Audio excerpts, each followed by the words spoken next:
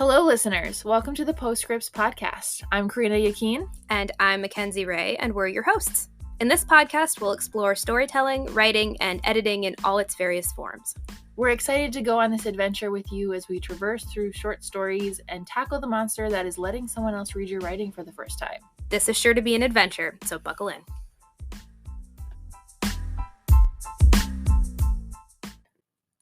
All right. So in today's episode, we're talking about getting your butt into a seat and actually writing and trying to figure out the best times that work for you with family obligations and jobs and just when your brain is working, right? And as well as we're going to be talking about that, and I'm sure there's going to be plenty of tangents and rabbit holes that we go down. Welcome to our circus. Nicholas went to Chaminade, which is a camp up in Motley, and they had this works. You're looking at me doubtful. He went to island camp, so they're stuck on an island, and every counselor had to come up with and cabin had to come up with a chant.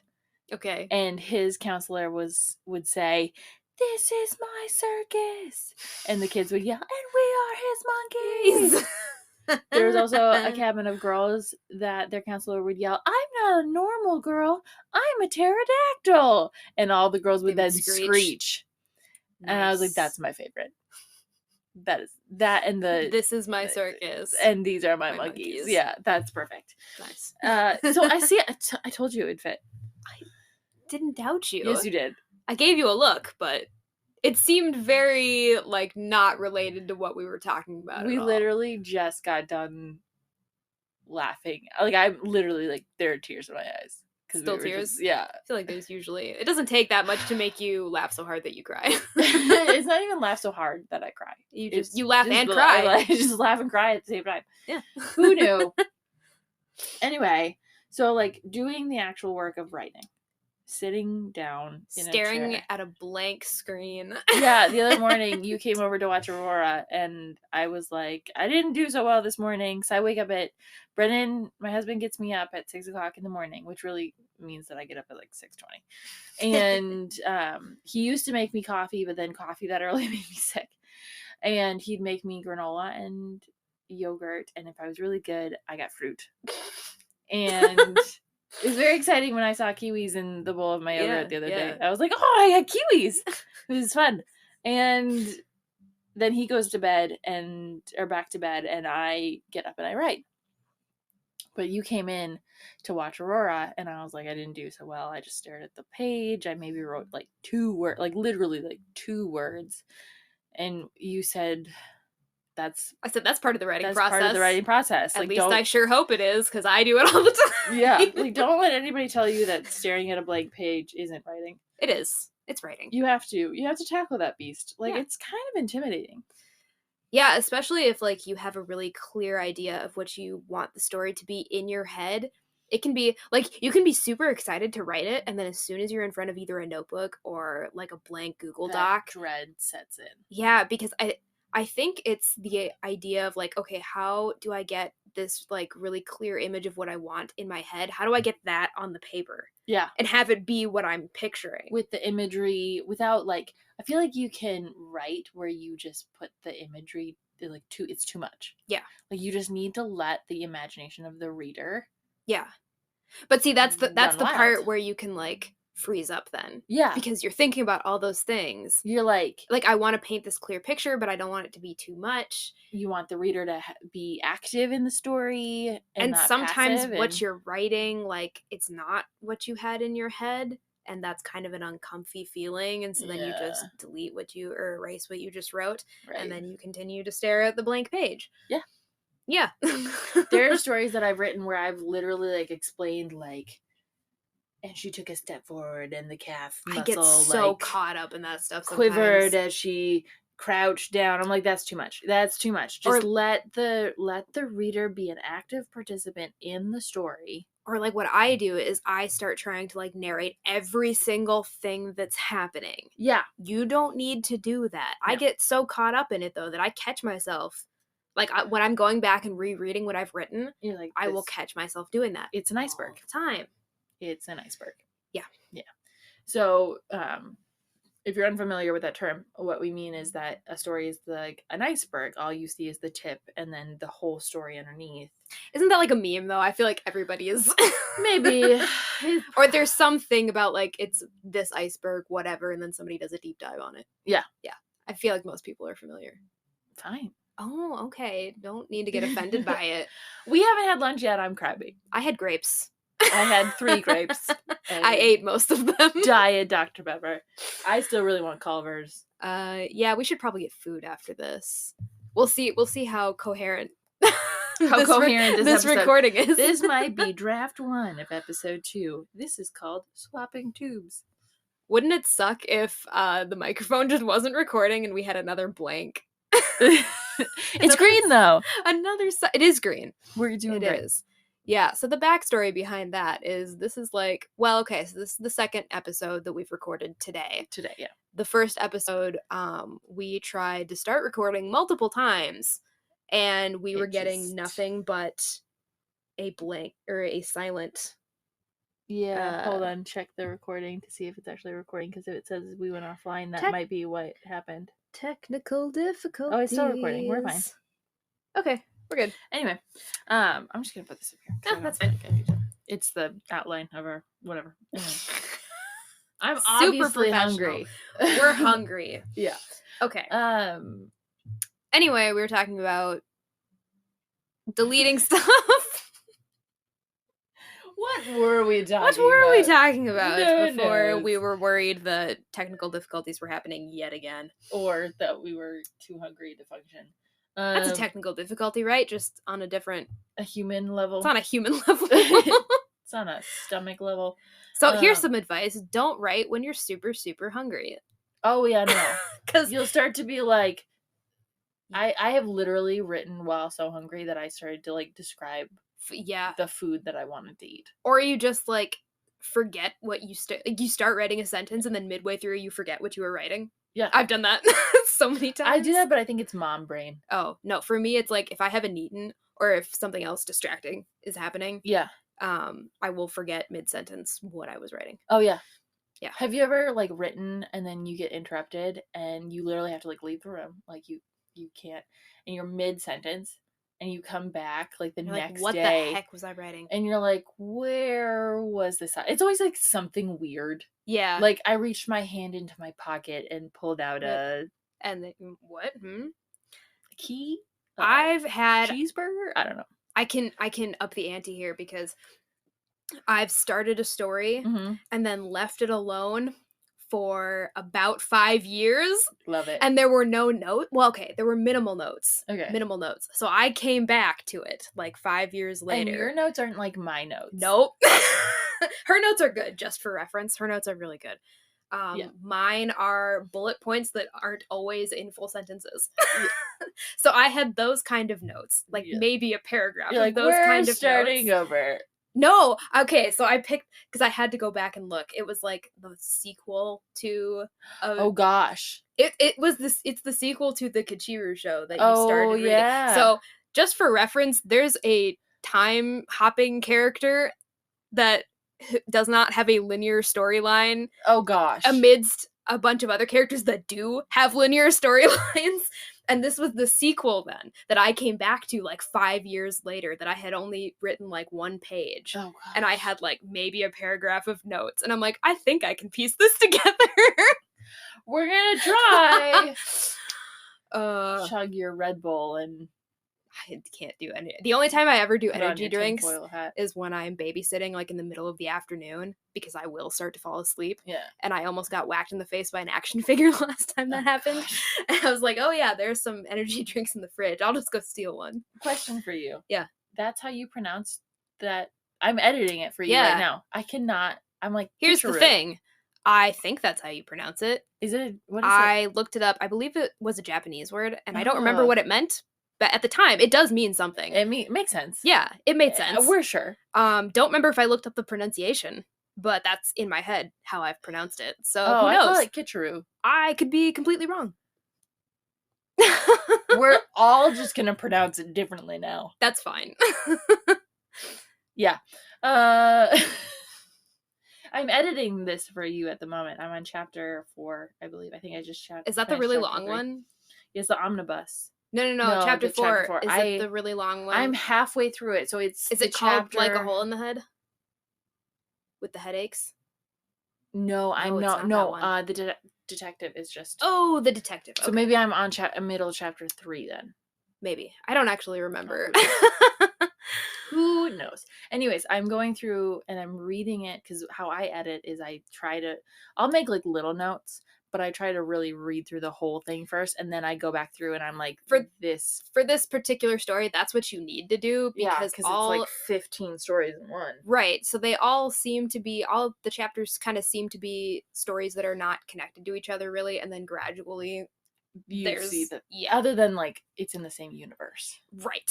And exactly. The circus, the show is right. So it's a shared setting, shared universe, but you don't really get like the overarching storyline. You don't like see how that connects until later. Yeah. I love it. And you started writing it as a prompt. Yeah, so back in the day, we had a writing group. We were called the Literary League, I think. Something like that. Something cheesy. And so we all had, this was really fun. Yeah, we did prompts every month. So 4 of us, we all had the same story prompt. Yeah. And we had a month to write a short story using the prompt. And I never did it. Yeah, you did in the beginning, but I feel like you were busier than the rest of us, except maybe Crystal. Yeah, well, during the school year, we didn't really do it because Crystal is a teacher. Yeah.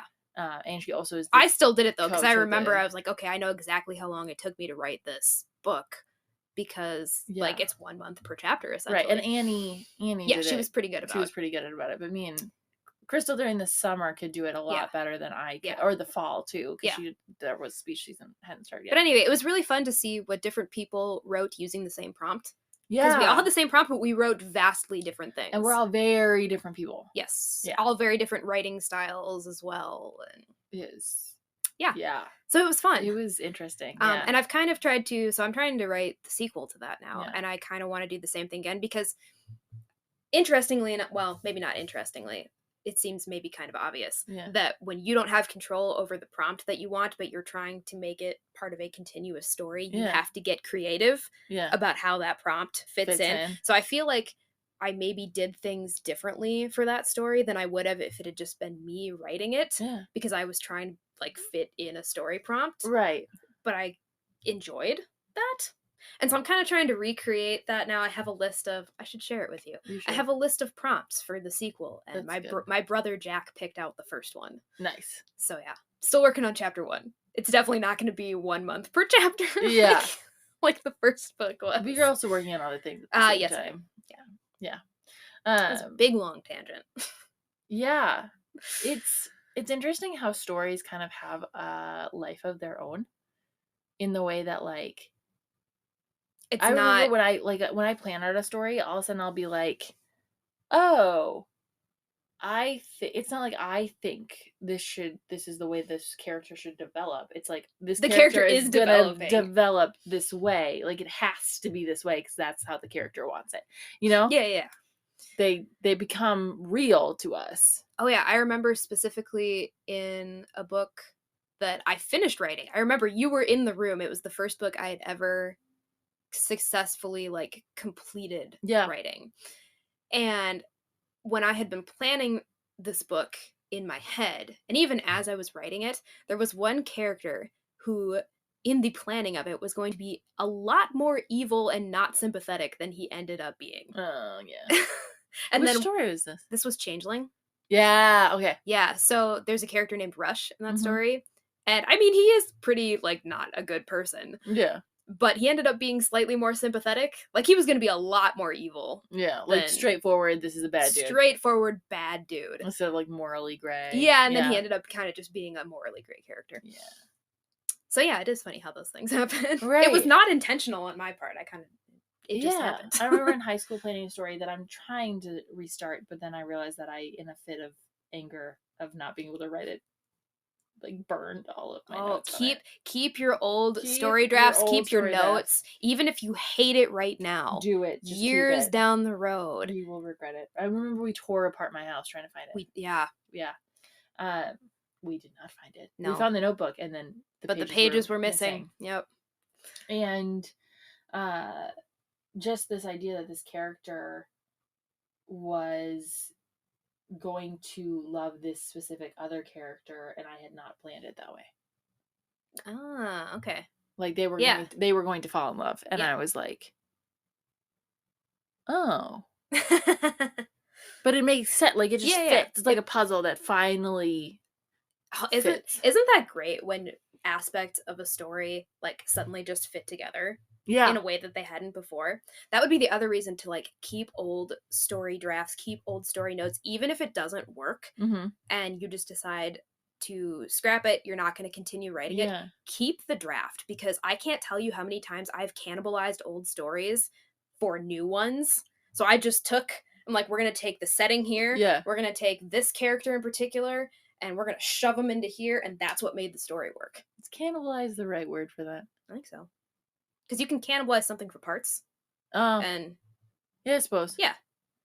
So you cannibalize an old story we should for parts. Name this one is Hoodoo Cannibalism Had a Gray Area. Yeah, that's more fitting since I've now used the word. Since we've said cannibal like 5 times now. But I think I had to look that up for a story. Yeah. Because like, whatever. It doesn't matter.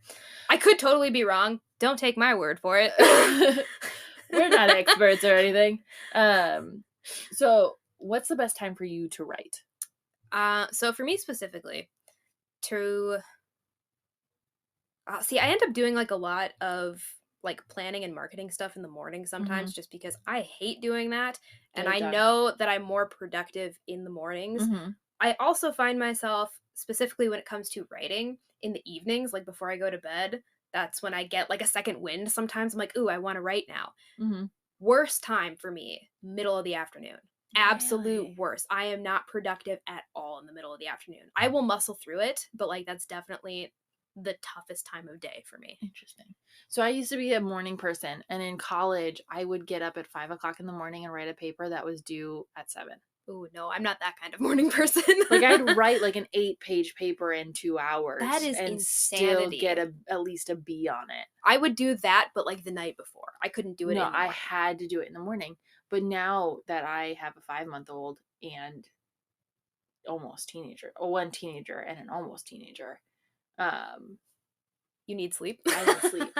So we're trying this thing where my husband does get me up in the morning, and I have to write from like 6 to 7, and then I get ready for work, and then I go to work, and then I come home, and then I'm supposed to be like with my family the rest of the time. But that like hour is my hour. Yeah. It doesn't leave a lot of wiggle room though.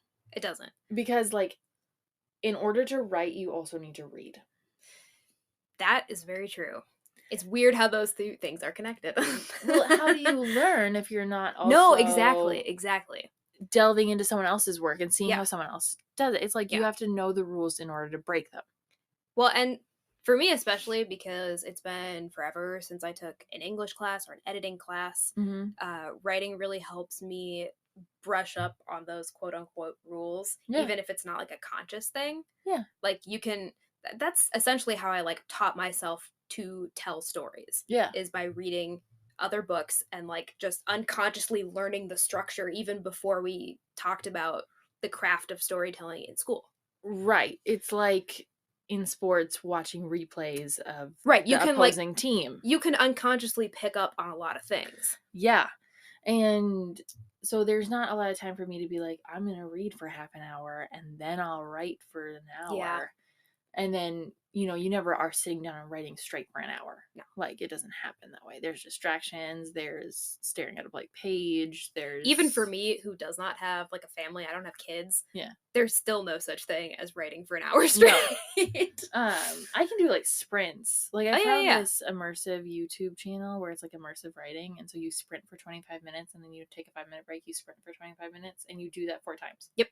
That's what I used to do when I had to write 5,000 words a day. Yeah. When I was a ghostwriter. Yeah. I loved that YouTube channel. I'll link it in the description. But I can do that, but there's no time for me to like Read a book Yeah. or do research. Like I'm writing for my admissions creative writing story to Hanlon. I need to read this like historical nonfiction book to get more context for the book or the story that I'm writing. And I've already read this book, but I read it like years ago. And so I'm trying to Reread it. remember. Oh, remember. Like okay. remember what's in it. And I do parts of it, but it's a beautiful book. And there's no time to read. And then I come home from work and my 13-year-old needs me, or my 11-year-old needs me, or my husband, who is a teacher, is off during the summers. So he's like, I need a break. Yeah. From the baby, from the kids, from which he doesn't need very often. He's great. I always say that like you shouldn't believe me. Like I should stop doing that. The more you say it. The more I say it. It's like the tired way that I say it too. Yeah. That's the tone of voice. It's the tone of voice. No, he's fantastic and he's so engaged in our kids, but he does need breaks. Yeah. So I'll take the kids and I'll try to engage with them and try to get on their level. And I mean, they're 13 and 11-year-old boys, and then there's a 5-month-old. So you can't always, and there's distractions. And so when I try to write in the afternoon or try to sit down and read in the afternoon, it's come play with me. Yeah. I'm hungry. Mm-hmm. Or the baby just woke up and needs entertaining, or just interaction, really, and or feeding, or whatever it is, or I have to clean the house or pay the bills. Like it's 6 o'clock in the morning seems to be the only time that I can get, unless I get into this program, in which case I will have classes 2 nights a week, and I will have to read and write almost every single day, not at 6 o'clock in the morning. Right. So we're trying to figure that out. But I'm not like a morning person anymore. And I think it's just because I'm tired all the time. Probably. Because I've got like a family. That doesn't help. No, I went from 0 husbands and 0 kids to 1 husband and... Just the one. Just the one. And 3 kids, all in under a year of marriage. And I'm a little tired. And I want to follow my dreams. And that's writing. And it is editing. Just like... time management though, and trying to figure out, it's like, okay, how much time do I allot to this? Where do I find that time? Right. And like my priority is obviously my family. Like obviously I need to give to my kids and my husband. Those are my priorities. But then how do you also like, I'm a priority, my dreams, my goals, what fulfills me in a way that like my husband and my kids can't fulfill me. Where does that come in? No one knows. You're juggling everything. I'm juggling everything. And then work. And then potentially going back to school. And it's hard. And so 6 o'clock in the morning seems to be the only time that I can write. That's a long way of coming to that conclusion. And I don't have that experience. My experience is, so I realize we don't have any listeners right now, but eventually we might. And they may not know me. At the moment, I am technically a full-time writer, but then I also, because that doesn't pay. Yeah. It does, but not enough. So I also do childcare for various families. Including me. Including you. But then because people know that I work from home and I have a flexible schedule, sometimes that gets interpreted as like, oh, I have all the free time in the world. So like I always say it like, oh, I'm not busy. And then you can see my calendar. I have just like a whole bunch of stuff. Yeah. Because, quote unquote, I'm not busy. Right. So I fill it up with everything and I say yes to everybody. Yes. And we are so grateful that we have you. Oh, and Aurora is a very chill baby. It's not difficult. She actually does let me write some days. It's great. Yeah. When she sleeps. When she sleeps, yes. Well, she's actually pretty good. Anyway. She is. She's sleeping right now. On grandma. That's great. Yeah. So, obviously not the same experience as you, but I definitely run into the experiences of, like, multiple people are asking me to do childcare. And so it's like, oh, I can't do this for everybody. Yeah. And so I have to turn some people down. And then there are days where I'm like, I didn't write a single thing. I barely got anything done for writing because I was doing all these other things. Right. Yeah. And then it's like, do you stay up and push through and try to get at least a paragraph written. Depends at, on what's happening the next 10 day. o'clock that night. Yeah. And so it's like you just have to get your butt in the chair, but how do you find the time to get your butt in the chair? It's tough. I It's remember really hard. when I had a normal job, which even then I used to say I was the least supervised person at that company. Yeah. Because I came in on New Year's Eve one day and my own supervisor didn't know I was there until like an hour before I left. Yeah. No, that was it. She walked past my cubicle and then she did a double take and said, "Oh, you're here. I thought you had the day off." I'm like, "Oh, no, I'm not." Was I supposed to have the day off? No, I wasn't. No. Anyway, but back when I had that job, I used to find times to write because a lot of what I did was testing software. Mhm. So it's like sometimes you would start a test and then you just had to wait for the test to run. Yeah. So I would just like bring up a Word doc on my computer and Like, write while I type, yeah. waited. And at the end of the day, I think I just like emailed the Word doc to myself. Yeah. And that's And how I now- wrote 3 novels Yeah. before That's crazy. before I quit that job. Yeah. And then it's just you have to prioritize. If you want to write, you have to prioritize reading and writing. You do. And it doesn't have to be a huge chunk of time. I think a lot of people, when you're talking about that sort of thing, Yeah. do we need to take a break? No. Okay. When we talk about that sort of thing, people think like, oh, I need to block off like an hour of my day to write. That's great if you can do it. Yeah. You really don't, though. Like, I just was saying that I wrote 3 books in like, 15-minute increments or something Mhm. while tests were running. It's a Right. slow process. And I think I also, like, I was kind of babysitting during that time as well. So, like, if kids were taking a nap, I had a notebook that I could pull Yeah. out of my purse and I wrote then as well. But you just have to understand that if you aren't in a position where you can block off an hour of time, Mhm. it's going to be slow progress. Like, you can't expect to write A novel novel. in the summer if you right. Yeah. It's not that you can't do it. It's just it takes longer. Yeah. And you have to be Mm. aware of that and you have to be okay with that. Yeah. Yeah. And then like using different means of writing. So even like if you're in your car, text to write or like speech to write Yeah. is great. Like if you want to just babble out a story, go for it. You are still writing. You're going to have to interpret that later. Yes. And edit it and edit it, yeah. and write it and make it coherent. It still counts though. Take out the angsty road rage from it when someone cuts you off. Yeah. But that's still writing. Writing in a notebook is the same as writing on a laptop. Exactly. I also used to write when I was taking my grandfather to his physical therapy appointments at the hospital. There would be like a 2-hour chunk of time where I'm in a hospital waiting room. I have nothing else to do, 0 distractions. So I would bring a notebook with me and I would write for 2 hours while I waited for him. Yeah. And your hand's going to cramp? It is. It did cramp. And no one ever said that writing is easy. No. It's really not. Like or painless. I feel like if you're not a writer, you kind of think that it's easy. Yeah. In a way. Yeah, and then you read those people's emails and you're like, that is not how you use a comma. Maybe not writing, but like the art of storytelling. Yes. I feel like if you're not a writer, you think that telling stories is easy. Right, because you tell stories to your friends all the time about your day. Right. But that's completely different. Completely different. I mean, there's an art to it, but it's a completely different thing than writing a novel or a short story. Oh, a short story. I feel like everyone thinks writing short stories is easier than writing a novel. It's not. Flip it. It's the other way around. It's not. We're both doing very grand hand gestures right now. We're both shaking our hands back and forth. Flailing. No. I was telling my dad about that the other day, actually. Mm-hmm.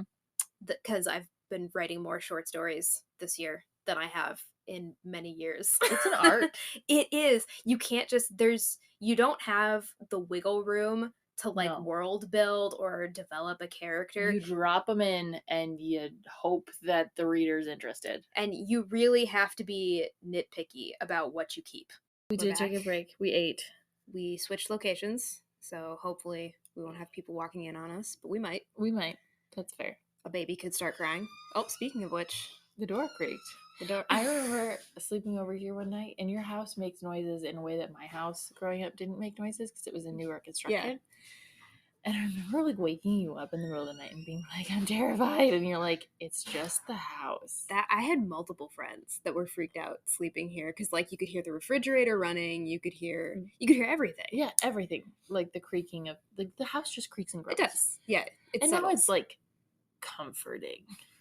But when I was like little, the first couple times sleeping over here, I was like, I can't sleep. Well, and then I grew up here, so I'm like, what are you talking about? This is completely normal. Yeah. And then there was that time you had your birthday party. We're tangent. There's so many door creaks. But I remember you had a birthday party. We watched, is it Sahara? Probably. We watched Sahara, and you had mini Cokes, and I had like an entire 6-pack of mini Cokes. That part I don't remember. And I almost threw up in your bathroom sink. You were asleep. Of course I was. Everybody else was asleep. I could not sleep because I had 6 mini Cokes in my tiny little like 12-year-old body. Vibrating. Yeah. We had watched Sahara, which is like a weird movie for like a 12-year-old to want to watch. Yeah, I'm trying to remember how we even like discovered that movie. And I don't. We have a lot of weird movies that we've watched over the years. Foul Play. Foul Play. That was Strange Brew. Oh yeah, well, Strange Brew. I know where that one came from. That was my aunt and uncle. Yeah, the Shoals. Same with Foul Play. No, no. Your mom. Yeah, that was my mother. Your mom and Karen were like, "You guys would love this," and we did love it. We were in high school at that point, though. Yeah, and we watched it with like Isabel and Paige. Yeah, and Erica and Kelly. Yeah. Maybe not Erica. It doesn't matter. Might have been. I don't remember. All right, back to stories. So many tangents. Just learning so much about us. You would never know that there was an outline for this. By the way, we finished 1 and 7, and now we're on 6. We'll go to 3, 4, and 5 after that if we can keep it in that order. Who knows? So you mentioned earlier a spreadsheet. So you have a word count spreadsheet. I have a word count spreadsheet. Yeah. Which like is color coded depending on if I hit my goal or not. Mine's not quite that. I love spreadsheets. You do. Mine is just like I have spreadsheets. Days of the week that I plan to write. Yeah. The minimum word goal for that day or whatever I'm doing. Like sometimes I'm not writing, sometimes I'm editing. Yeah. And so I'll be like, let's edit 3 chapters or something like that. Yeah. And then I just have results. So I either I put an X if I don't make it or if it doesn't happen, or I just put how many words I wrote, or if it wasn't writing, if it was editing, I would just say like done. Interesting. Yeah. Mine is color coded. Of course it is. So yellow means I hit the goal right on. Okay. Green means I overreached the goal. Okay. Red means I didn't hit it at all. Yeah, that makes sense. So it has on one side, the first column is the dates for the month. Yeah. So it's by month. Yeah, mine is too. Yeah. And then it has like the stories that I'm working on. So like yours is much more detailed. Blog, Aurora's story, this admission story I'm working on, like just random poetry. And then I put in those categories how much of each I've written, like how many words of each I've written. And then it adds it up into another category, another column. And then those are all color coded. And then it'll go down to the bottom where I have the goal for the month. That sounds so unnecessarily complicated. I had so much fun creating it. You are such like a type A personality. I'm a lazy type A though. I don't even know what personality type I am. I'm the one that's like, let's not do that. See, in my head, I'm like, I don't always know which stories I'm going to be working on, so I don't want to like set myself up for failure, which is why I just have generic like 500 words, and we can split it up. You're like several like personalities in one, and you just pick on any given day what you're going to care about. Yeah, kind of. Yeah. But word counters are really helpful. Well, and that kind of ties into, we were also planning to like talk about accountability and who is there to make sure that I realize I'm jumping around. Okay? Yeah. But it ties in because the whole reason that I started doing word count spreadsheet in the first place is because I was talking to an author friend of mine. Yeah. And we came up with that idea about, how sometimes it's hard to even just get a little writing done every day. And so in that conversation where we were kind of trying to keep ourselves accountable, we came up with the idea of like, well, what if we made a spreadsheet that had just like a word count goal that is in theory easy to reach, so that you're at least doing a little bit of writing Yeah. every day. So it ties in. And then you can see how far you've gone. Exactly. And as you write, you get better at it, and it becomes easier some days. And there's some days that are hard, and it's like trudging through snow or sludge. But practice makes perfect, and you get better at it. You truly do. Well, and even some days where you feel like you're sliding back and not getting better at it. Yeah. Like I think that's when it comes in handy to have those goals that you set for yourself daily. Because then, I mean, I hate it when I don't hit my goal. My piddly little 500 word goal. It's really annoying when I don't hit it. It's very annoying. It's like 500 words. It's a page. And it's not even a page. It's not. Like, it's an essay that you would write like in middle school is what it is. And I used to think those were hard. Right? Exactly.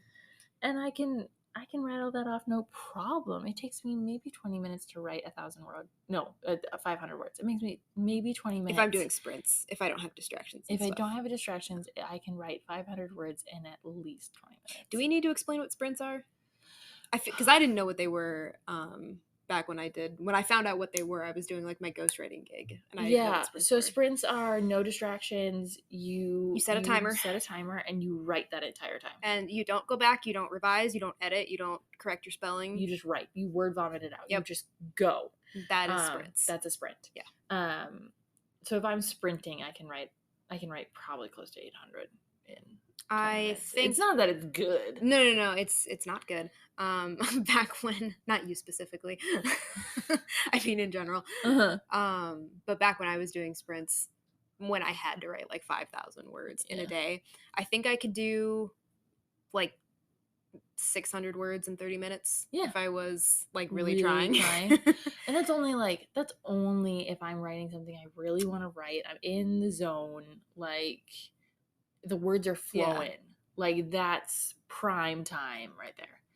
Most of the time I can write about 520 minutes, which is still really fast, but it doesn't mean they're good. Oh, no. It's word vomit. It's literally the first draft is always word vomit garbage. Yeah. But you keep me accountable, and my spreadsheet keeps me accountable, and my husband keeps me accountable. And every once in a while, my dad asks me, how was writing today? And you're like, I'm like, we don't have to talk about it. It's always the day that you didn't write anything, right? Well, there's some days where I tell him, it's like, actually, I did very well. I felt very productive. Yeah. You're like, be proud of me. Yes. Praise me. Yeah. I mean, I feel like just us talking about our stories and how they're going, and then we read each other's stories too. I occasionally have deadlines that keep me accountable. Right. Not so much anymore. But. Yeah. And I have this deadline for the submissions. Yeah. So there are some things, and if you are trying to submit to a literary journal or even just a journal in general, there's usually a window of time. Window of time that you have to get, and you want to get it in at the beginning of the window because they only take so many submissions. Yeah. Because they get overwhelmed. Yeah. So they have a limited staff that reads the submission. Right. So if it gets over a number, then they can't read them all. It's a whole thing. But anyway, so deadlines are a good accountability. Deadlines are great accountability. I had this idea of like, I was going to write every day, but I was going to hand write it. And then I had these wax seals. So I was going to like seal them with like wax. Like I had fancy paper and like, let's just be honest. Whether it's a nice notebook, fancy paper, fancy stationery, a nice pen, it doesn't matter what you're writing with or writing on. Like, what matters is your determination and your commitment. It's not the material that makes you a better writer. Although sometimes the material can help you, like, mentally. Like, say, for instance, you're having trouble writing and you've been typing on a laptop or a Chromebook for a while, and you just need to switch up mediums. Like, sometimes I feel more connected to the story if I'm writing on pen and paper than I do when I'm typing. That's true. Well, and for me, sometimes it's just, like, if you switch mediums, it's kind of like forcing your brain to switch gears. And so it can kind of unstick you, maybe, if you're feeling right. But whether or not you're on a certain writing point. with, like, a fountain pen Oh, yeah, versus a that gel doesn't pen. That doesn't that doesn't matter. matter. I think a lot of, especially in college, in undergrad, we were all like, if we have the best equipment.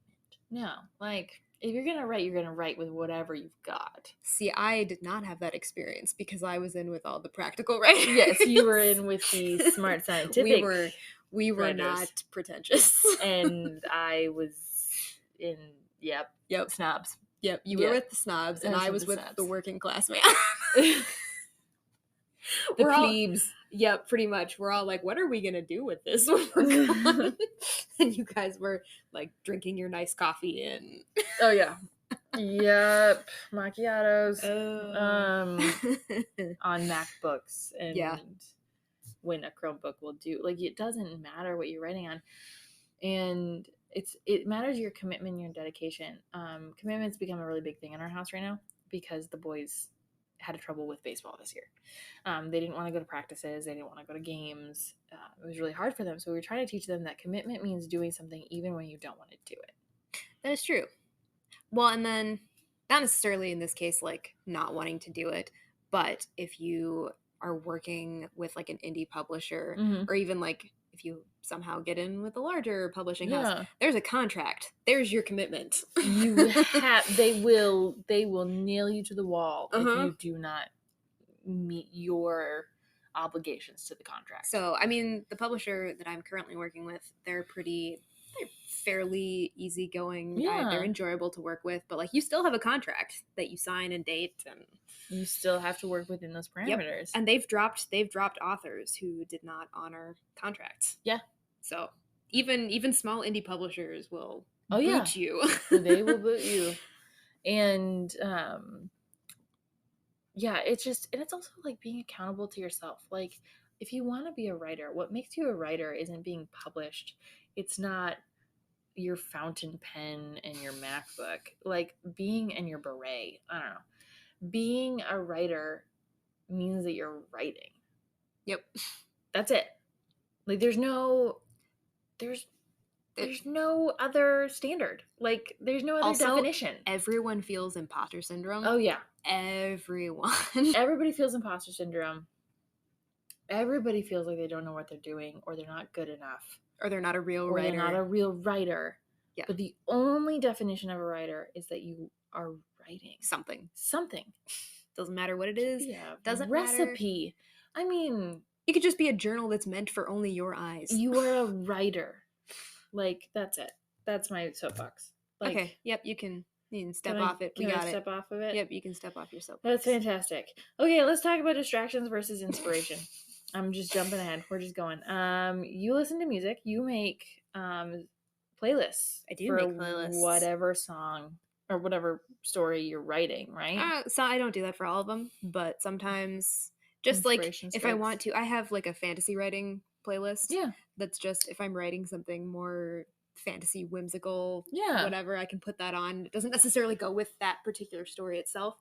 Other times, like, I've outlined entire stories by making a playlist. Like, there's one song that goes with every chapter type of deal. And then you name the chapter after that song, right? You've done that before. No. At least in drafts. Not usually. You thinking of someone else? I'm thinking of myself. Maybe. I don't know. Who knows? I think we both have to have noise in order to, like, I can't write when it's quiet. So, like, I found those interactive writing YouTube where, like, it plays the train track in the, like, a train. Just, like, ambient noise. And then it also plays, like, classical music. Yeah. But I let Spotify, like, like, Google. I search within Spotify. What, can you tell we're tired? Or I'm tired? I search within Spotify, like, fantasy writing or, like, classical music for writers, or, like, there's so many playlists out there that other people have done. Yeah. Like, I don't need to reinvent the wheel.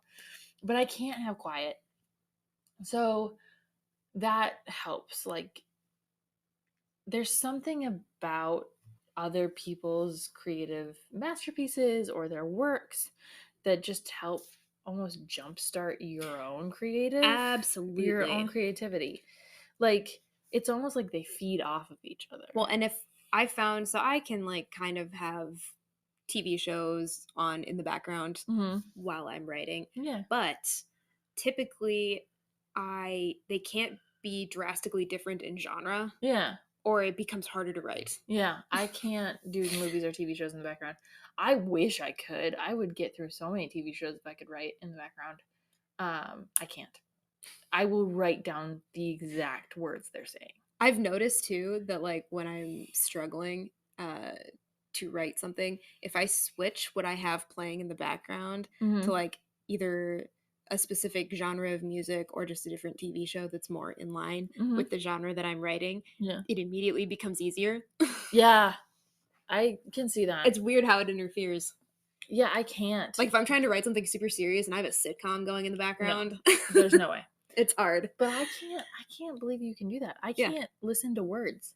So I can't have. But see, I miss things. So typically if I have a TV show on in the background, it's something I've already seen like a million times before. I could put West Wing on the background, which I've seen millions of times, and I would seriously, my characters would all sound like Josh Lyman. Like, I can't do it. I think it's the ADHD. Maybe.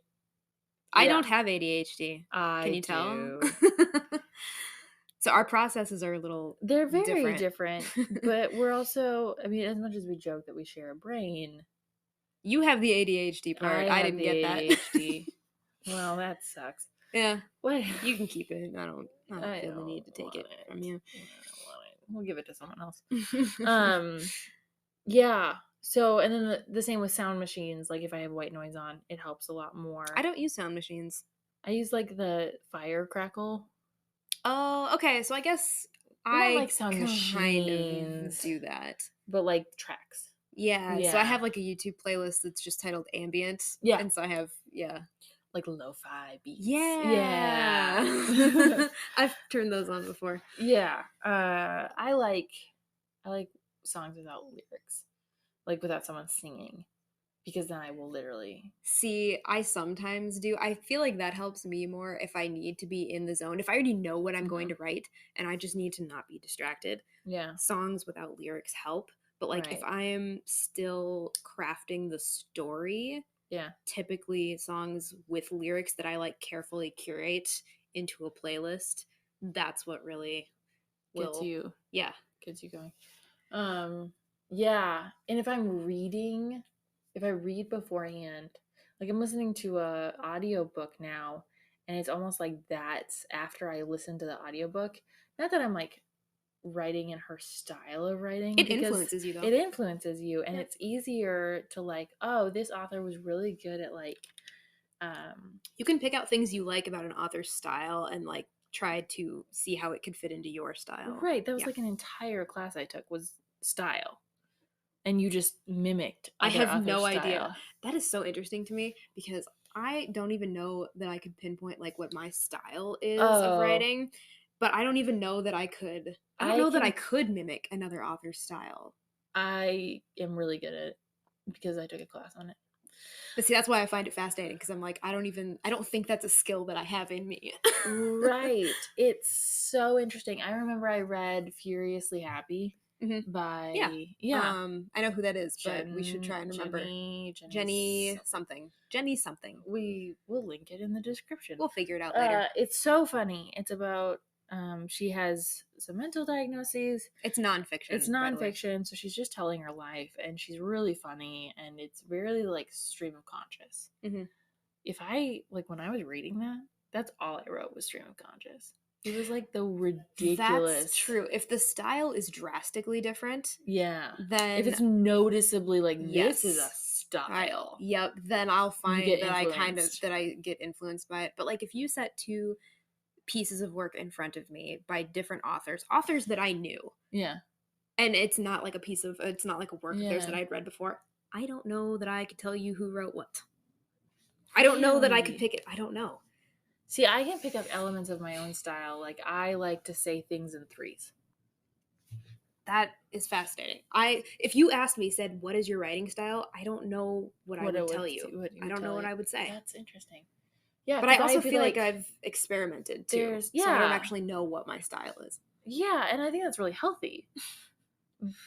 But I know that, like, if I'm listing something or I'm describing something and it turns into a list of some sort, it's always in threes. I take it back, my style, but only because an editor has pointed it out before. Yeah. She's pointed out when it works and when it doesn't work. Hmm. I like to use sentence fragments a lot. You do? Yeah. Yeah. And sometimes it works, and I've had an editor who points out, like, she'll make a comment and highlight the sentence, say, technically this is a sentence fragment, but it works here. Yeah. But she'll point out where it doesn't work too. Yeah. So that's the only thing I could tell you about my style, and it's because someone else noticed it, not me. You do. I use sentence fragments a lot. I think it's because I'm not a line editor that I don't notice. Like, I know that's what you do. Like, as soon as I said it, you were like, oh yeah, that's true. You totally do that. But, like,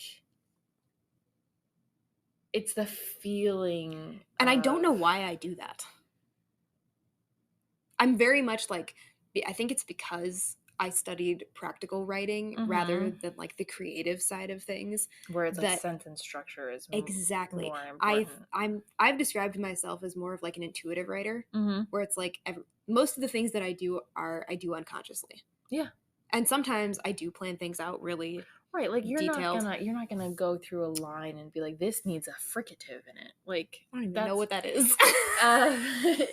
It's See like, what I mean? It's like how do I even explain this? It's fine. We can let it go. No, I think it's important. Like a plosive is P's and B's and like plosive. It's like a letter that explodes almost. Oh, okay. Like got it. P's when you say explode. Yeah, it makes kind of that sound. A fricative. Yeah. F's, S's, Z's. That's a fricative. Huh. Isn't that interesting? That's what I learned, especially in poetry, which is what I write more than you. Like, you don't really write poetry. Oh no, I should not write poetry. I'm not a poet. And so that's really important, where you want things to not necessarily rhyme, but you want to kind of pull in, like, say you had a character that was really slimy. Yeah. And you want them to, like, you almost want them to have the characteristics of like a snake and like that slimy kind of character. So you have them say a lot of words that have S's or Z's in them. Yeah. That kind of thing is what I feel was like taught to look at. On a certain level, I do that, but I don't do it consciously. Or I don't think about it like you think about it. I think about it. So it's not like an unconscious decision always.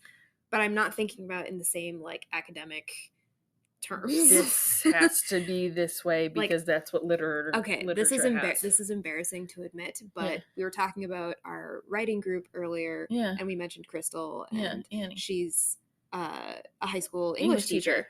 And so I've gone into her English classes sometimes just to talk to her when they're doing their creative writing unit, just to talk to her class about my experiences with writing and publishing, things like that. Sometimes the kids have asked me questions using terminology that I don't know anymore. Yeah. Which is, I'm like, these are high school students who know more than I do. And I'm supposed to be here sharing my wisdom. Yeah, but when you have no idea, you kind of have an excuse. Yeah, so when I say like that I do things unconsciously, I don't necessarily mean that I don't think about them. I mean that I don't have like, I don't think about them in the same like academic terms that I might if I had studied something else. Right. Whereas I was taught that like that's what you look at when you read Shakespeare. See, and that's why you catch things in my writing that I didn't realize I was doing. Like when I was saying earlier. Because that was half of my major, was reading into a story that literally the author probably didn't even think about. So yeah, you were pointing things out. You're like, oh, I see what you're doing here. And I'm reading your notes saying, I don't see what I'm doing here, but I guess I'm doing it. And we're just going to keep going. We're just going to roll with it. Yeah, I don't know. It's crazy. It's crazy to think about. Like, I remember I was at a literary conference. It was the Calvin Festival of Faith and Writing. And I was technically a freshman in college, but I had the credits of a junior. No idea what I'm doing. Right. No. But I got to go on this trip. It was like a weekend-long trip in Michigan. And I remember listening to one of the authors being like, yeah, I was on Twitter and someone was like, I really liked how you did this in your work. And she's like, yeah, cool. I did that on purpose. And then she's like, isn't that cool that someone picks up something that you unconsciously did? Yeah. And it worked out, and it helped further the story, and they read into it because of their own experiences. But see, I think that's why it's important to talk to people and show people your writing, because you don't notice those things about yourself, and they can either be good things that you can lean into, or they could be things that are holding you back that you can't cut out unless you're aware of it. Yeah. So like the whole sentence fragment thing in my writing style that I was mentioning, that I was unaware of that. And so I was not aware when it was working, and I was not aware when it was not working. And you can't edit what you don't see. Exactly. Yep. Whether it's to keep it in or to take it out. Yep. Yeah. I think that's about it for today. Yeah. For this episode. We're about at an hour for this episode. That was a very circuitous road, and we circled back to some things, and if this was a roadmap, we'd be lost in Texas. Gosh. The whole point is that you're a writer, whether you're published or not, whether it's a journal or in a literary journal. Like, it doesn't matter what you're writing. It doesn't matter who you're writing for. It matters that you are writing. It matters that you're writing, but also that you have at least one other person who you can share your writing with, who can help, that you trust, who can help make you better, who can... And be careful with that, because it's not just someone who's like, oh, they're a good writer, so I should go to them. You have to trust them. Yeah. And they have to be in your corner. Exactly. Like, I am in your corner, you are in my corner. We know that we aren't doing this to be like, I'm a better writer than you, so I'm going to tear you apart because I have insecurities. Like, no, I want your writing to be better because I know that you are good. And even then, when you give me notes back, I still get nervous. Really? Yeah, I do. The short story that you edited for me several months ago. Yeah, it was like the first in a long time. That was the first time in a long time that you had edited something for me, and I was super nervous because I was thinking you were gonna tear me a new one. Oh no! But then I looked at your email and I was like, oh, okay, never mind. I don't have to be nervous. No, like, it's not that you didn't correct me on anything or make suggestions. You did. It's all about being constructive. So find someone who's gonna be constructive and encouraging and see things in your writing that you're not going to see. Someone that you trust. That's what you need. It's okay if you're still nervous, though, because I still get nervous when you edit my stuff. Yeah.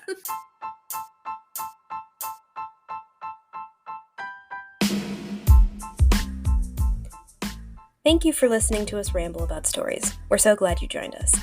If you'd like to hear more, please hit that subscribe button. You can also find us on Facebook, Instagram, TikTok, and YouTube at The Postscripts Pod. We release shows weekly on Wednesdays. If you'd like to submit a question or an idea for an episode, please email us at thepostscriptspodcast@gmail.com. P.S. listeners, we're always interested in adding new voices to the show. So if you want us to promote your book or have us review it, please shoot us an email. Thank you so much for listening, and we'll see you next week.